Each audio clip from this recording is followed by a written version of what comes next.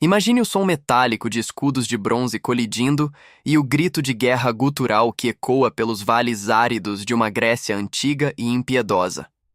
No centro desse turbilhão de aço, suor e sangue, surge a figura imponente de Kratos. Antes de se tornar a lenda sombria que todos conhecemos, ele era um general espartano de renome, um homem cuja ambição não conhecia fronteiras ou misericórdia. Sua sede de poder militar era insaciável. Cada cidade conquistada e cada estandarte inimigo derrubado serviam apenas como degraus em sua escalada obsessiva rumo à glória eterna de Esparta. Kratos não era meramente um guerreiro habilidoso, ele era a personificação da disciplina espartana levada ao extremo. Um líder que exigia a perfeição absoluta de seus homens e uma crueldade gélida de si mesmo diante de qualquer sinal de hesitação no campo de batalha. Contudo, até o mais formidável dos generais mortais encontra seu limite diante da sombra inevitável da morte. Em uma planície gélida, cercado pelas hordas implacáveis do rei bárbaro, Kratos viu seu outrora invencível exército ser dizimado brutalmente. No momento fatídico em que o martelo gigante de seu nêmese estava prestes a esmagar seu crânio, o desespero superou o orgulho guerreiro. Kratos olhou para os céus tempestuosos e ofereceu sua alma em uma barganha desesperada. Ares, destrua meus inimigos e minha vida será sua. O céu se partiu com um estrondo e o deus da guerra desceu do Olimpo, não movido por piedade, mas por ter encontrado o instrumento perfeito para semear o caos. Foi naquele solo ensanguentado que o destino de Kratos foi selado de forma irremediável. Ares forjou as lâminas do caos, armas brutais presas a correntes incandescentes que emanavam um calor infernal. Com um movimento cruel e definitivo, o deus fundiu o metal diretamente na carne dos braços de Kratos. O grito que o espartano soltou não foi apenas de agonia física, mas o som de sua alma sendo acorrentada à vontade de um deus. A partir daquele instante, as lâminas não eram apenas ferramentas, eram extensões de seu ser.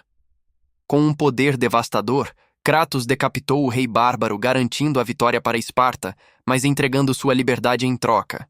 Anos de servidão sanguinária se seguiram. Sob as ordens de Ares, Kratos deixou um rastro de cinzas e corpos por onde passava. Sua fúria cega o levou até uma pequena vila protegida por seguidores de Atenas.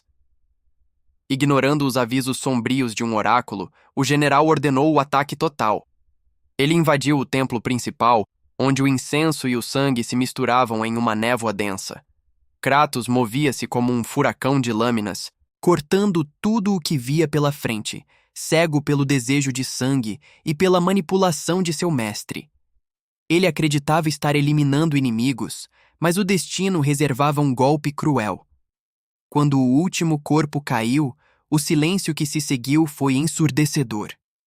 A névoa se dissipou, e os olhos de Kratos encontraram o horror absoluto. Deitadas no chão frio do templo estavam Lisandra e Calíope, sua esposa e sua filha. Ares o atraíra para aquele local para erradicar seus últimos vestígios de humanidade. O grito que Kratos soltou foi de um homem quebrado, percebendo tarde demais que o deus que ele servia era o verdadeiro monstro. O sangue em suas mãos não era de estranhos, mas de sua própria linhagem. Um pecado que nenhuma prece ou vitória militar poderia apagar de sua consciência torturada. Ao sair do templo em chamas, o oráculo amaldiçoou Kratos, fazendo com que as cinzas de sua família grudassem permanentemente em sua própria pele pálida, tornando-o o fantasma de Esparta. Antes de continuarmos, inscreva-se no canal e nos conte nos comentários de onde você está assistindo. O vazio em sua alma era vasto. Kratos percebeu que nunca teria paz. O ódio por si mesmo transformou-se em uma chama de vingança contra Ares. Ele não seria mais um peão, mas o carrasco dos deuses. Com o olhar fixo no horizonte, Kratos deu o primeiro passo em direção à caixa de Pandora, desafiando o impossível para matar um imortal. A ascensão ao trono de Ares não trouxe o esquecimento que Kratos tanto almejava. Como o novo deus da guerra, ele se viu cercado por uma glória oca, enquanto os pesadelos de Lisandra e Calíope continuavam a rasgar seu sono todas as noites. Os deuses do Olimpo, em sua arrogância divina, haviam prometido o perdão, mas entregaram apenas o silêncio. Kratos, movido por uma fúria que agora tinha o peso de uma divindade, passou a liderar seus exércitos espartanos em uma conquista desenfreada por toda a Grécia, ignorando os avisos constantes de Atena. Foi nas muralhas de Rhodes que a paciência de Zeus finalmente se esgotou. Temendo que o ciclo de filhos que destronam seus pais se repetisse, o mesmo destino que ele impusera a Cronos, o rei do Olimpo decidiu agir de forma implacável. Disfarçado como uma águia, Zeus drenou os poderes de Kratos e o enganou para que ele depositasse sua essência divina na lâmina do Olimpo. Vulnerável e mortal, Kratos foi atravessado pela espada de seu próprio pai. O sangue do espartano tingiu o mármore, enquanto Zeus proclamava que o ciclo de traição terminaria ali. Mas a morte nunca foi uma barreira intransponível para o fantasma de Esparta. Enquanto era arrastado pelas mãos sombrias do Hades, uma voz ancestral ecoou em sua mente ferida. Gaia, a mãe da terra e líder dos titãs, viu em Kratos a arma perfeita para sua própria vingança contra os deuses que a aprisionaram por milênios. Com o toque primordial da Titã, as feridas de Kratos se fecharam e sua determinação se tornou absoluta. Ele não apenas retornaria, ele mudaria as irmãs do destino para garantir que Zeus caísse. A jornada de Kratos transformou-se em um massacre sistemático do panteão grego. Ele escalou as costas dos gigantes de pedra e carne, avançando contra o topo do mundo em uma guerra total. Poseidon foi o primeiro a sentir a fúria esmagadora do espartano. Sua morte desencadeou tsunamis monumentais que engoliram civilizações inteiras. Hades, o Senhor dos Mortos, teve sua própria alma arrancada, deixando o submundo em um caos absoluto, onde as almas vagavam sem rumo pela eternidade. Hélio, o Deus Sol, teve sua cabeça arrancada por mãos nuas, mergulhando a Grécia em uma escuridão perpétua, fria e sufocante. No entanto, em meio à destruição de toda a ordem natural, algo inesperado floresceu no coração endurecido de Kratos. Ao buscar a chama do Olimpo para destruir Zeus, ele encontrou Pandora. A jovem que era a chave para abrir a caixa que continha o poder de matar um deus, despertou lembranças dolorosas em Kratos. Nela, ele via os olhos de sua própria filha perdida, o que gerava um conflito de alma inédito. O general, que outrora sacrificaria qualquer coisa por vingança, hesitou profundamente diante da inocência daquela criança. Houve um conflito genuíno entre o monstro que buscava o fim de Zeus e o homem que desejava proteger a pequena. Pandora, com uma sabedoria que transcendia sua forma artificial, tentou ensiná-lo que a esperança é a única coisa que nos mantém vivos quando tudo o mais está perdido. Mas o destino era cruel. Para que Kratos alcançasse seu objetivo, Pandora teve que se sacrificar na chama. Um ato que deixou Kratos em um estado de fúria cega e uma tristeza profunda que ele não sentia há eras. O confronto final no topo do Monte Olimpo foi uma batalha de proporções cataclísmicas. Zeus e Kratos lutaram entre as ruínas de um mundo que desmoronava sob seus pés. Em um mergulho psicológico nas profundezas de sua própria mente, Kratos confrontou o medo, a culpa e a sombra de todas as suas vítimas. Foi ali, no abismo de seu próprio ser, que ele encontrou a esperança, a arma mais poderosa que Pandora havia deixado para ele. Com um grito que ecoou pelo cosmos, Kratos subjugou Zeus, encerrando a vida do rei dos deuses com seus próprios punhos, em um ato de violência pura que selou o destino da Grécia antiga para sempre. Com o Olimpo em ruínas e a humanidade mergulhada no caos absoluto, Atena apareceu como um espectro, exigindo que Kratos lhe entregasse o poder da esperança para que ela pudesse reconstruir o mundo sob sua vontade. Mas Kratos estava farto de ser um joguete nas mãos de divindades. Em um último ato de rebeldia e redenção, ele empalou a si mesmo com a lâmina do Olimpo. O brilho azul da esperança foi liberado de seu corpo, espalhando-se sobre os restos da humanidade, dando às pessoas o poder de forjar seu próprio destino sem a interferência dos deuses. Kratos caiu, seu sangue formando uma poça no topo do precipício. No entanto, quando a poeira baixou, o corpo do fantasma de Esparta não estava mais lá. Um rastro de sangue levava à beira do penhasco, descendo em direção ao mar revolto. O monstro havia morrido, mas o homem talvez tivesse encontrado um novo começo em algum lugar além do horizonte, em terras geladas e desconhecidas. Muitos anos se passaram desde que as águas revoltas do mar Egeu tentaram sepultar o corpo ferido do fantasma de Esparta. Longe das ruínas fumegantes do Olimpo e dos fantasmas de uma Grécia destruída pela sua própria fúria, Kratos buscou refúgio no abraço gélido e impiedoso das terras nórdicas. Em Midgard, ele não era mais um deus entronado ou um escravo das moiras, mas um homem que tentava desesperadamente enterrar sua natureza violenta sob camadas espessas de neve e silêncio. Ali, ele encontrou algo que julgava ter perdido para sempre no fogo de Esparta, uma chance genuína de recomeçar. Fei, uma mulher de força misteriosa e sabedoria infinita, enxergou através da pele acinzentada e das cicatrizes profundas, amando o homem que restava sob a armadura de ódio.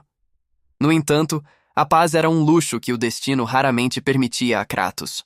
A morte, sua velha e incansável companheira, bateu à sua porta novamente quando Fei partiu, deixando-o mergulhado em um luto solitário e com a responsabilidade esmagadora de criar um filho que ele mal conhecia, o jovem Atreus. O relacionamento entre pai e filho era marcado por um abismo de palavras não ditas e uma severidade que beirava a frieza. Kratos, assombrado pelo medo constante de que Atreus herdasse sua fúria incontrolável e sua linhagem divina amaldiçoada, mantinha uma distância emocional que o menino interpretava como desinteresse. Ele o chamava apenas de garoto, evitando usar o nome que Fei escolhera, como se nomes criassem laços que ele ainda não estava pronto para honrar ou proteger. O último desejo da esposa, que suas cinzas fossem espalhadas no pico mais alto de todos os 9 reinos, forçou Kratos a abandonar o isolamento de sua cabana protegida. No entanto, a jornada não começou com uma caminhada pacífica, mas com o estrondo de um deus batendo à sua porta. Baldur, o estranho que não sentia dor, atacou com uma ferocidade divina que despertou o instinto assassino que Kratos passara anos tentando sufocar. Ao perceber que as ameaças de Asgard não cessariam enquanto estivessem vivos, Kratos foi forçado a confrontar seu maior pesadelo para salvar o que restava de sua família. Para proteger Atreus, ele teve que desenterrar as lâminas do caos, as armas que outrora selaram seu pacto de sangue com Ares e tingiram toda a Grécia de vermelho. As correntes queimando seus braços novamente não eram apenas metal e fogo mágico, mas um lembrete amargo de que ele nunca poderia fugir de quem era. Ele aceitou as lâminas não por desejo de poder, mas como um sacrifício paterno supremo, abraçando seu passado sombrio para garantir que seu filho tivesse um futuro diferente do seu.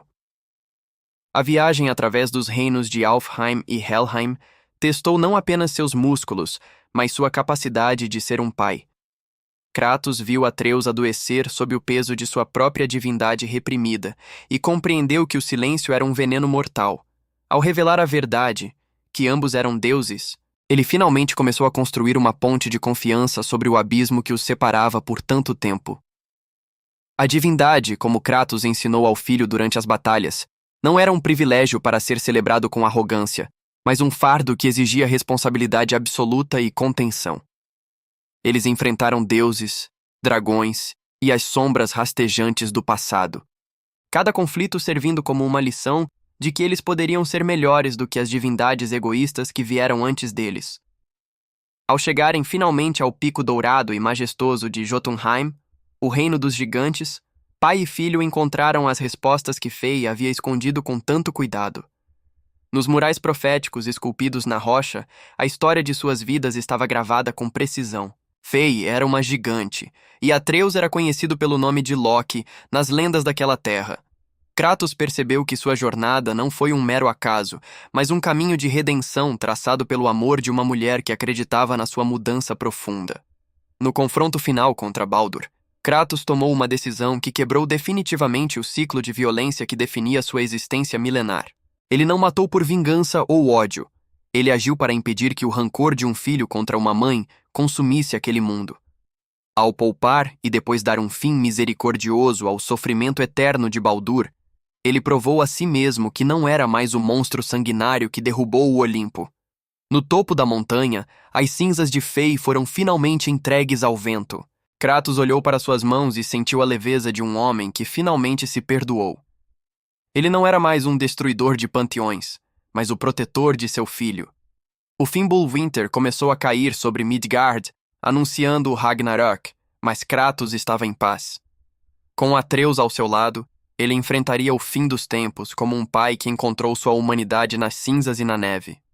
No horizonte gelado, o fantasma de Esparta havia finalmente morrido, dando lugar a um guardião que carregava a esperança como sua arma mais forte.